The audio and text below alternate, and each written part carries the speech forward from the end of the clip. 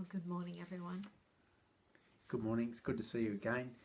We're going to have another devotion this morning that just reflects on the COVID-19 circumstances we're currently in. Jen's going to read to us from Psalm 46. Thanks, Jen.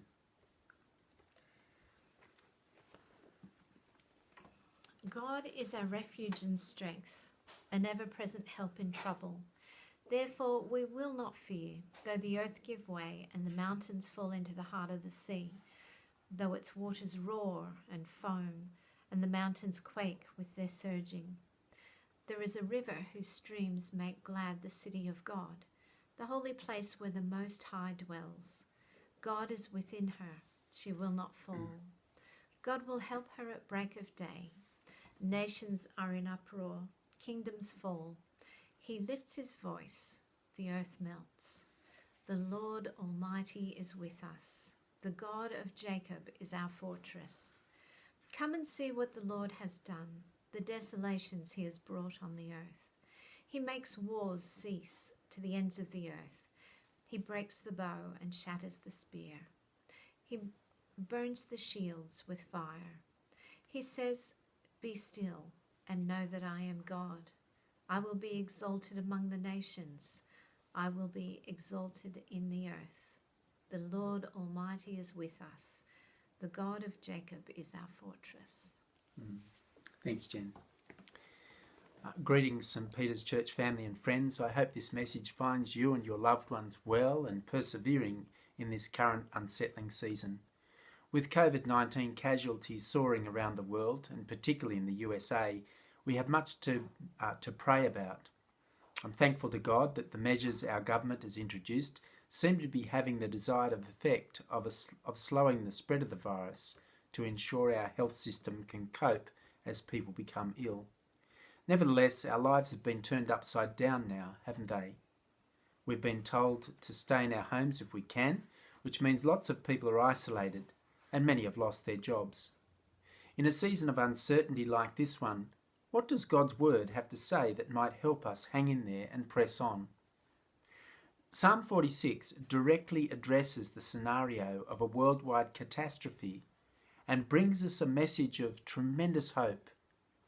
God is our refuge and strength, an ever-present help in trouble. Therefore we will not fear, though the earth give way and the mountains fall into the heart of the sea, though its waters roar and foam and the mountains quake with their surging.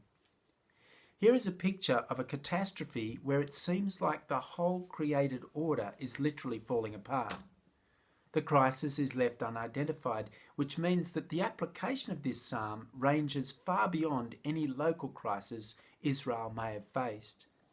So this is a psalm that has direct relevance to us still. Though it might seem the world is falling apart, three things are still true. Firstly, God is our strength. This means we can lean on him in times of trial.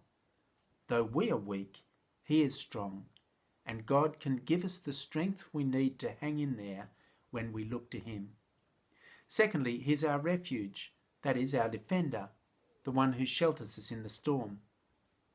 A few weeks ago I saw on news footage of a tornado tearing up a town in the US. The newsman reporting said, "Stop watching now and find shelter as quickly as you can under something solid in the middle of your house." This psalm calls God our refuge and strength. He is the one who offers shelter in the storm. Don't stand looking at the storm. Run to him. Find refuge in him. And thirdly, he is an ever-present help in trouble.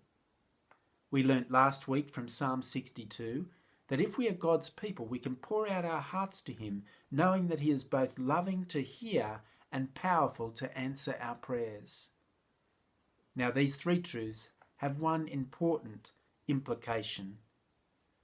Therefore, we will not fear, though the earth give way. Psalm 46, verse 2.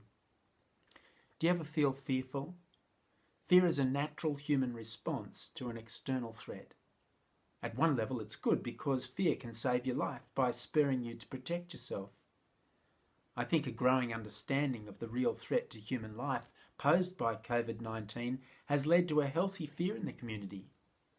People are taking the directives given by the government on staying home and social distancing and washing hands seriously. So lives will be saved as a result of healthy fear that leads to sensible action. But there is another kind of fear that can be very counterproductive. Sometimes fear can prevent us from doing the things we need to be doing to press on ourselves and to keep loving others.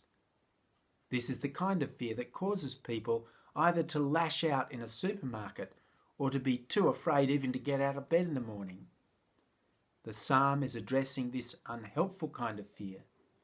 If we can remember the truth that God is our strength and refuge, and that He is an ever-present help in trouble, if we can keep these realities firmly in mind, it'll help us not to fall into this kind of unhealthy fear. May God protect and strengthen you to trust Him in the week ahead. Keep talking to Him and checking in with one another. Thanks for listening in this morning. We'll see you tomorrow. See you tomorrow.